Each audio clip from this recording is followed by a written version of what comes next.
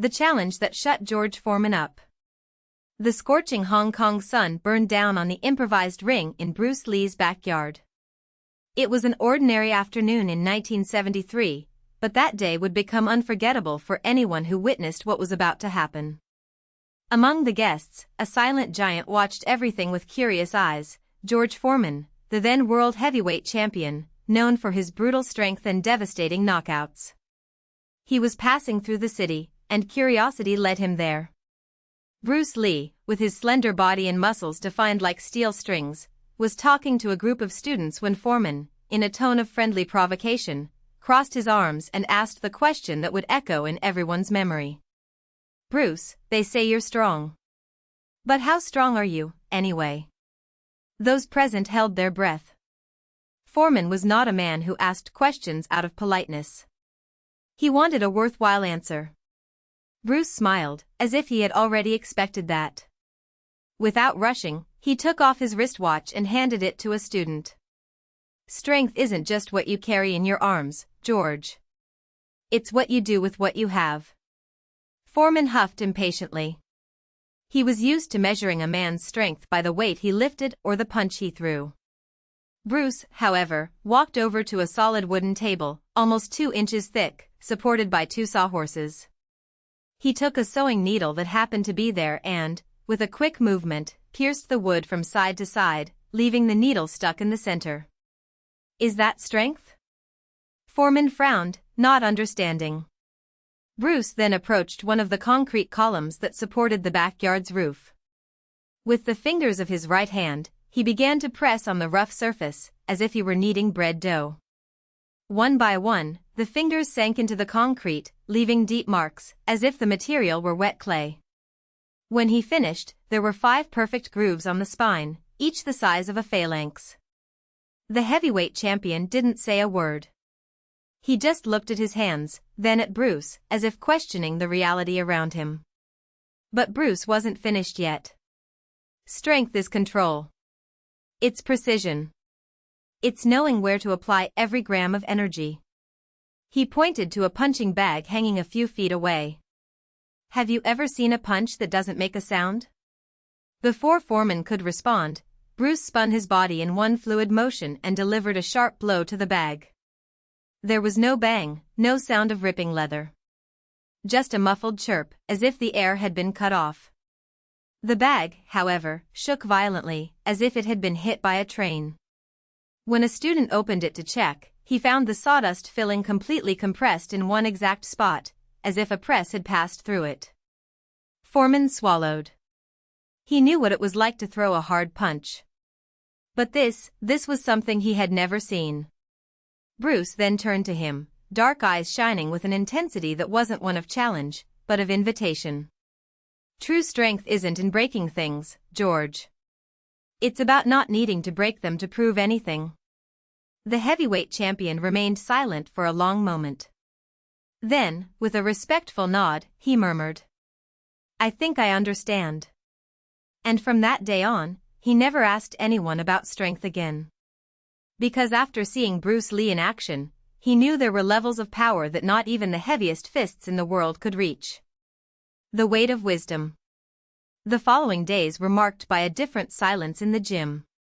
Foreman did not challenge Bruce again, not even in casual conversations. The other fighters, noticing the change, began to observe the master with different eyes, no longer as an exotic phenomenon, but as someone who carried something beyond technique.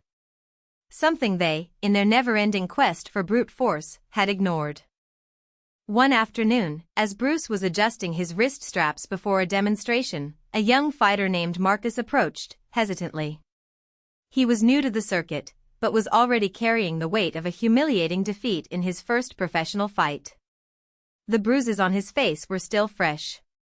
"Sifu," he said, using the term with respect, "I saw what happened to Foreman. But, how do I avoid having to break anything? How do I win without destroying?" Bruce stopped what he was doing and looked at the boy. There was no judgment in his eyes, just a deep understanding. "Have you ever tried to win without fighting?" Marcus frowned. "Like this? The fight starts before the first punch." It starts in your mind. If you enter the ring already believing that you need to crush your opponent to prove a point, you have already lost. Because the real victory is not about him. It's about you. The young fighter lowered his eyes, as if the words had hit a sensitive spot. But what if the other person doesn't think like you? What if he just wants to hurt you? Bruce smiled, a smile that wasn't one of mockery, but one of compassion. Then you will have two choices: react with the same violence and become like him, or respond with something he never expected. Something that makes him question everything he believed about strength. Marcus didn't respond. He just nodded, as if something inside him had clicked. Weeks later, Marcus took to the ring against an opponent known for his brutality. The public expected blood. The commentators were already predicting a quick knockout. But when the gong sounded, something unexpected happened. Marcus didn't attack. He moved with a fluidity that seemed not trained but instinctive. He dodged, absorbed the blows without counterattacking. The audience started booing. His opponent, confused, redoubled his fury. But the further he went, the more Marcus seemed to disappear, like water slipping through his fingers. Then, in a moment no one predicted, Marcus struck a single blow. It wasn't a strong punch, nor a devastating kick. It was a precise, almost gentle touch to the opponent's solar plexus. The man fell to his knees, panting, as if he had been hit by something invisible. The referee started counting. The fighter raised his hand, trembling, asking to continue. But his eyes were wide, not with pain, but with something that looked a lot like understanding. When the fight ended, Marcus was declared the winner. But he did not raise his arms in triumph. He just looked at the audience, then at his opponent, and left the ring in silence. Years later, Marcus would become one of the few fighters to never have been knocked out. Not because he was invincible, but because he had learned the art of winning without needing to destroy. And in every interview, when asked about his style, he always responded with the same words. I didn't fight them. I let them fight themselves. And so, without fanfare, Bruce Lee's lesson spread. Not as a technique, but as a philosophy. Something the heaviest fists in the world could never break. The weight of victory. Marcus left the octagon that night without looking back. The audience, accustomed to shouts of victory and raised fists, fell silent, as if they had witnessed something they couldn't name. Some turned up their noses, calling him a coward. Others, the most attentive, felt a shiver run down their spines. He didn't return to the locker room. Instead, he walked through the dark streets of the city, his knuckles still throbbing but his mind clear. There was no anger, no euphoria, just a strange certainty. He didn't want this anymore. Not like that. The next day, his trainer, a man with broad shoulders and scars on his face, was waiting for him at the gym with his arms crossed. You gave up, he said bluntly. Marcus took off his gloves and placed them on the bench. No. I chose it. The coach laughed, a sound as rough as sandpaper. What did you choose? Lose? Because that's what's going to happen if it continues like this. People don't want philosophy, Marcus. They want blood. Then maybe I don't belong in this world anymore. The trainer stared at him for a long moment, then spat on the ground. You're the best I've ever trained. But if you don't want to fight anymore, you have no place here. Marcus nodded. There was no resentment in the man's voice, just the coldness of someone who knew that sport did not forgive weakness. Even imaginary ones. The way back. He disappeared for months. Some said he had become an instructor at some obscure dojo in the countryside. Others, that he had abandoned fighting forever. The truth was simpler, Marcus was relearning how to breathe. In a small town, far from the spotlight, he found an old Tai Chi master who barely spoke his language. The man didn't teach blows, but how to avoid them. It didn't show how to attack, but how not to get hit. And, little by little, Marcus understood that the fight he had always sought was not against others, but against his own need to win. One day, the master said to him, "You still carry the ring on your shoulders." Marcus didn't respond. I knew it was true. The return. The news spread like wildfire. Marcus would return. Not for any tournament, but for the World Championship, against Victor the Hammer, a fighter who had never lost, known for breaking bones like dry twigs. Journalists surrounded him at the airport. Why go back now? Are you scared? They say Victor will destroy you. Marcus just smiled. I'm not here to destroy you. On the day of the fight, the gym was packed. Victor entered first, with his entourage of screams and bulging muscles. When Marcus appeared, there was a murmur. He seemed smaller, lighter. There was no tension in his shoulders, no fire in his eyes. The referee gave the signal. Victor charged like a bull, fists swinging in deadly arcs. Marcus didn't back down. But he didn't attack either. He dodged, turned, let the other exhaust his strength against the air. With each blow that Victor threw and missed, his fury grew. And the angrier he became, the more sloppy his movements became. By the third round, Victor was exhausted, his arms heavy as lead. Marcus saw the opening and, with a single precise blow, touched her chin. It wasn't a strong punch. It was a reminder. Victor fell to his knees, not from pain, but from something worse, the realization that he had been defeated by his own anger. Marcus walked over and held out his hand.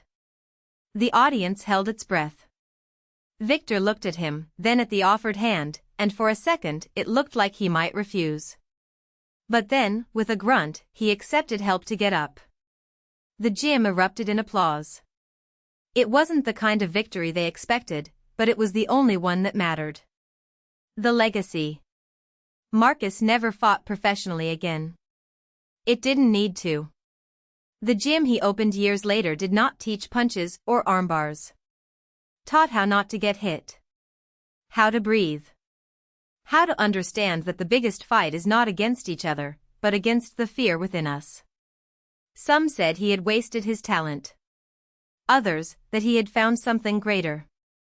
And sometimes, when the sun went down and the gym was empty, Marcus remembered that night in the ring, the look in his opponent's eyes, and he smiled.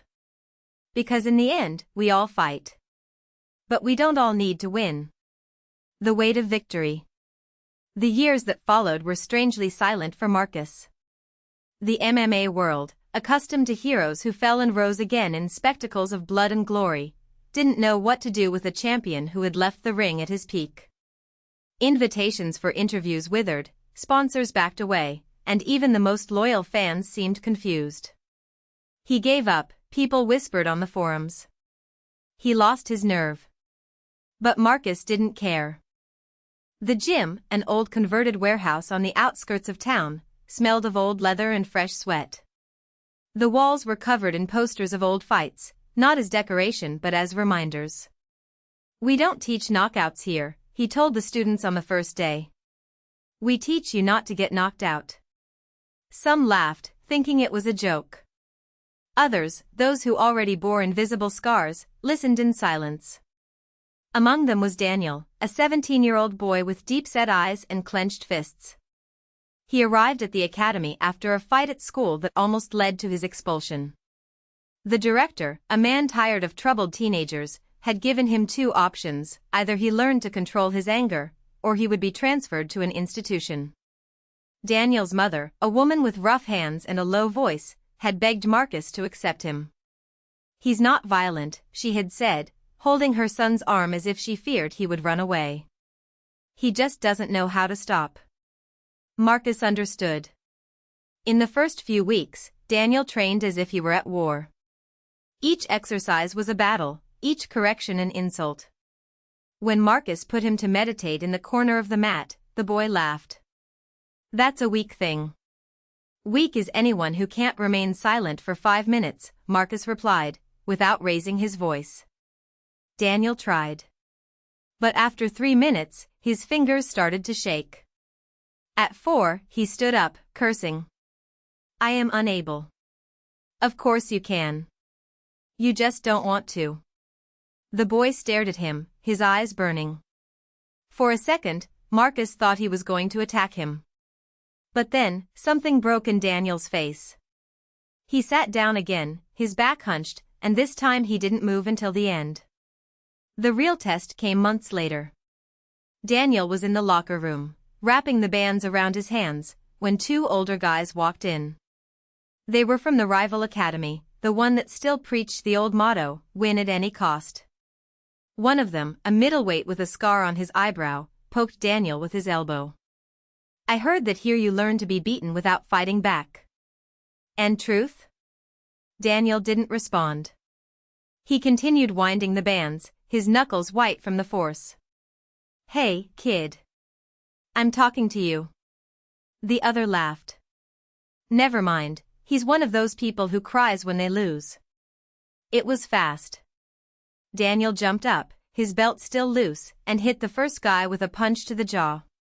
The second tried to grab him, but Daniel dodged, using a technique Marcus had taught him, not to attack, but to protect himself. When Marcus entered the locker room, they were both on the floor, Daniel on top of them, his fists raised, his chest heaving. "Enough," said Marcus, his voice calm. Daniel looked at him, eyes wild.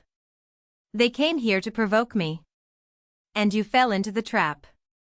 The boy hesitated. Then, slowly, he lowered his fists. Marcus helped them both to their feet. "Get out of here. And don't come back." They left, cursing, but without the courage to face Marcus head-on. Daniel was shaking. "I didn't want to." "Yes, I would," interrupted Marcus. "But now you know the difference." Years later, Daniel became an instructor at the gym. He was not a professional fighter, nor a champion. But he was someone who understood what Marcus was trying to teach. One night, after the last student had left, Daniel found Marcus sitting on the mat, looking at one of the posters on the wall, an old photo of his fight with Viktor Petrov. "Do you miss it?" asked Daniel. Marcus took a while to respond. "Sometimes. But not in the way people think." "What then?" "The weight." He touched his own chest. "From the weight of knowing that, in that ring, there was nowhere to run. That every decision was mine alone." Daniel nodded. "I understood." Marcus got up, turned off the lights and closed the door behind him. Outside, the city shone, indifferent to the struggles that took place within each person. And, as always, he smiled. Because in the end, we all fight. But we don't all need to win.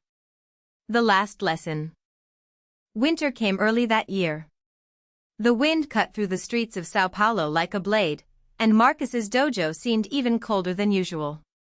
The wooden walls creaked, and the smell of sweat and old leather mixed with the aroma of ginger tea that Daniel prepared every night after training. It was a silent ritual. Marcus sat in the corner, wrapped in a worn blanket, while Daniel wiped the mats with a damp cloth, his movements precise, almost meditative. "You don't have to do this," Marcus said once, watching him. "I know," Daniel replied, without looking up. "But I like it." And it was true. There was something comforting about routine, about repetition. It was as if, by scrubbing the floor, he could erase not only the dirt, but also the doubts that persisted entangling up in his thoughts. Since he started training with Marcus 2 years ago, Daniel had felt the weight of his own limitations. It wasn't fast enough. It wasn't strong enough. And most of all, he wasn't fearless enough. Marcus realized this. I didn't need Daniel to say anything. The boy's eyes always strayed when it came to competition, and his hands shook slightly when he tried to execute a move that required confidence. The master never pressured him. Just waited. Until that night. "Tomorrow," Marcus said, breaking the silence, "you will fight." Daniel stopped rubbing. The cloth remained motionless on the mat, dripping with water. "What?" "There is an amateur competition at the Parque Dom Pedro gym. Nothing big. But this is your chance." "I'm not ready." "No one ever is." Marcus stood up, the blanket falling from his shoulders. But you trained. Learned. Now you need to prove to yourself that you can do it. Daniel wanted to argue. I wanted to say that I still felt the bitter taste of fear every time I thought about getting into the ring. I wanted to remind Marcus that the last time he tried to compete, he was knocked out in less than a minute. But the words died in his throat. Because deep down, he knew Marcus was right. What if I lose? He asked finally. Marcus smiled, a tired but genuine smile. Losing is part of it. The important thing is not to give up before you even start. The gym was packed. The air smelled of sweat, liniment, and anxiety. Daniel felt his heart beating so loudly that he was sure everyone could hear it. His opponent, a taller, broader boy with scars on his knuckles, watched him with a mocking smile. First round, the referee announced. Daniel climbed into the ring. At first, it was like he was fighting himself. Every movement was tentative, every stroke uncertain. His experienced opponent took advantage of his indecision and hit him with a right that made him see stars. Daniel staggered, but didn't fall. And when the bell sounded, marking the end of the first round, he returned to the corner with his lips bleeding and a question burning in his mind. Why am I doing this? Marcus didn't say anything. He just cleaned the cut with a damp cloth and offered him water. You're thinking too much, was all he said. In the second round, something changed. Daniel stopped worrying about the result. Stopped trying to be perfect. And, for the first time, he fought. Not with anger, not with despair, but with the clarity of someone who finally understood what Marcus had always tried to teach him, that the ring was not a place for heroes, but for those who had the courage to get up, even though they knew they could fall again. When the final gong sounded, Daniel was exhausted. His body ached, his vision was blurry, and he had no idea who had won. But when he looked at Marcus, he saw something he had never seen before on his master's face: pride. The result didn't matter. He had fought.